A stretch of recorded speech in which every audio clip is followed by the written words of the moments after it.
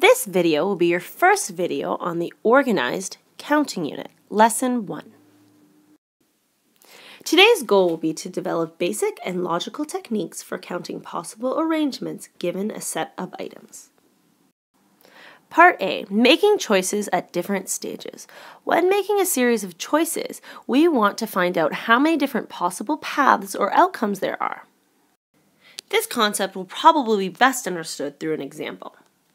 Let's take a look at example number 1.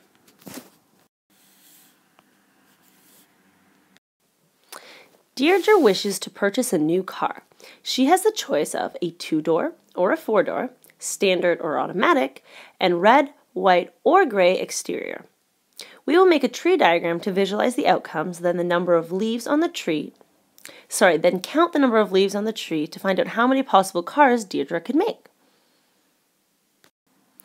So the first choice Deirdre has to make is between the 2-door and the 4-door. So those will be the first two branches on our tree diagram. The second choice Deirdre has to make is between standard and automatic, and those will be the next set of branches that we have on our tree. Now you may notice that we've put the standard and automatic branches twice, whereas we only put the 2-door and 4-door one time. Now the reason we're doing this is because there is first the possibility that she gets a 2-door, standard or automatic version of the 2-door, or she could get the 4-door, standard or automatic version of the 4-door. And the point of this entire tree diagram is to, of course, count all the possibilities. So every time we add a new branch, we must add it to each individual leaf point. And then finally, she has the choice of color between red, white, or gray, and we've added that to our tree diagram.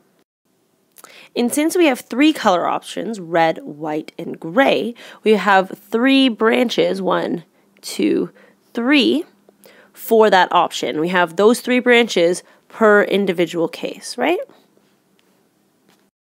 And so now we can count the number of leaves or branches we have at the end to see how many possible cars Deirdre could make.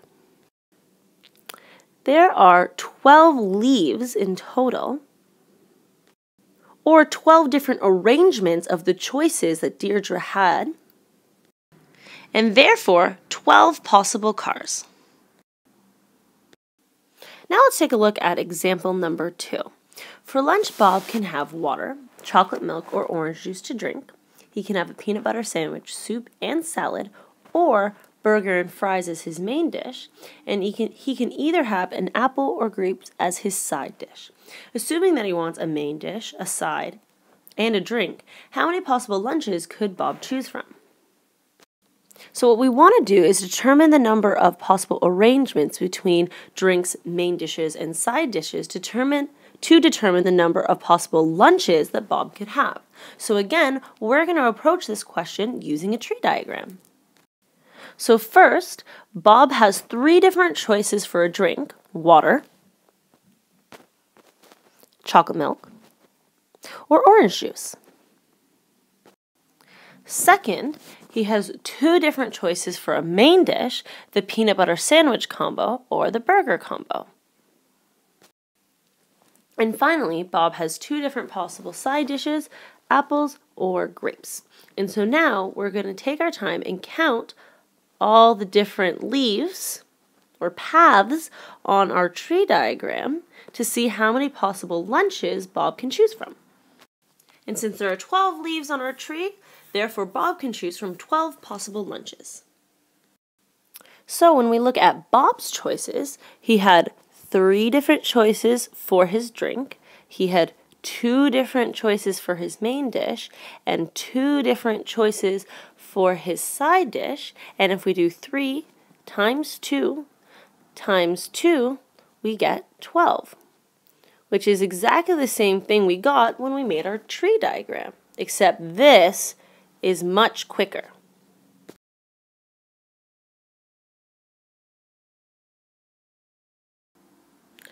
Now, imagine that you are doing the same thing as Bob, but you have to calculate your number of options for lunch in Osler.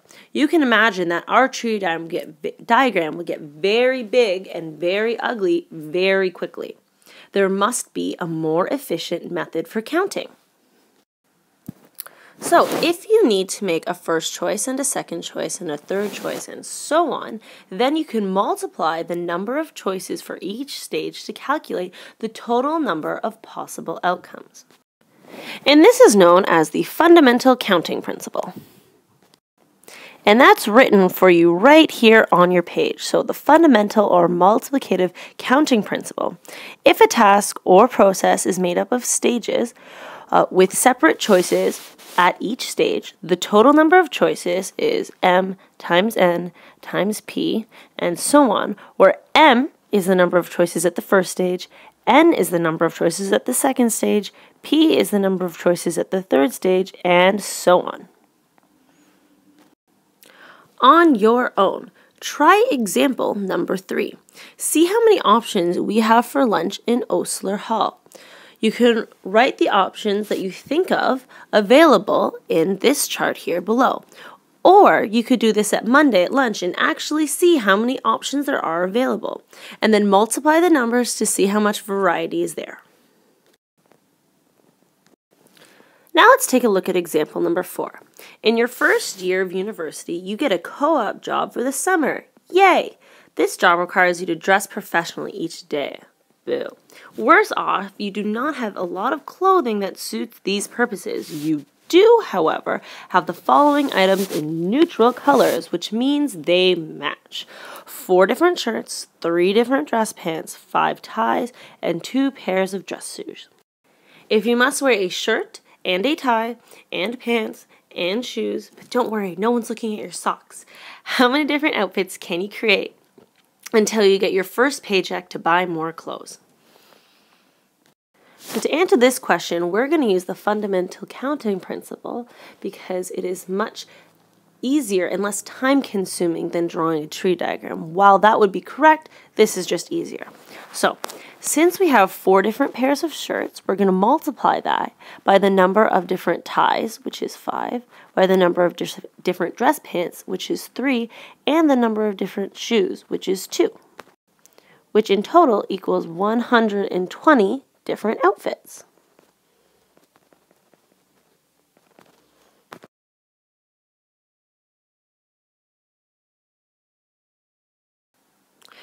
Part B. What if the supervisor is a little bit more flexible and gives you the option of wearing a tie or not wearing a tie? Now how many options do we have? Well, we know that with a tie, we have 120 different outfits. And without a tie, we're going to approach the question the exact same way. So 4 shirts times 3 pants times 2 pairs of shoes gives us 24 different outfits without a tie.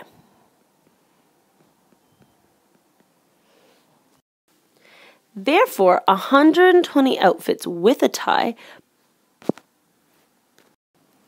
plus 24 outfits without a tie equals 144 outfits in total. Since you can't simultaneously wear a tie while not wearing a tie, these events are considered to be mutually exclusive because they cannot occur at the same time. So, in general, when we have mutually exclusive events and are both desirable, we can add their outcomes together to find the number of total possibilities of one or the other occurring. And this is known as the additive counting principle. And of course, it is written for you here. So, the additive counting principle, or the rule of sum, if one mutually exclusive event can occur in m ways, another in n ways, another in p ways, and so on, the total number of ways these events can occur is m plus n plus p, and so on. Now we're going to look at counting with replacement and non-replacement of items. Example number 5. A jar contains a red, a blue, and a yellow ball. A student removes 3 balls one after the other. Illustrate and count the number of outcomes if A, the balls are replaced after each selection. Now, in this video, I'm only going to show you how to count them, but I would suggest and highly encourage you to illustrate the outcomes as well using a tree diagram to verify your work. I'm going to use the fundamental counting principle for this first question. So when the student goes into the jar, she has at first 3 options. She picks out a ball, replaces the ball, and then goes to pick another ball out. So when she picks the second ball, she still has 3 options because she put the first ball back in the jar. And then doing the exact same thing, replacing the item, she has another 3 options when she picks the third ball. And so finally, we know that there are 27 possible outcomes of arrangements of colored balls that the student could pick out from a jar. But what if the balls are not replaced after each selection? So first, when she goes to check the first ball, there are 3 different options. If she doesn't replace the ball, there are only 2 balls left in the jar, and so there are 2 options now. And then when she picks the third ball, because she's taken 2 out and she has not replaced them, there's of course only 1 option left. And in this case, because we're not replacing the items, there are only 6 possible outcomes. For next class, make sure that you fill out section 2.1 in your organized counting package that was covered in this video, as well as make sure you have a good understanding of both the fundamental counting principle as well as the additive counting principle.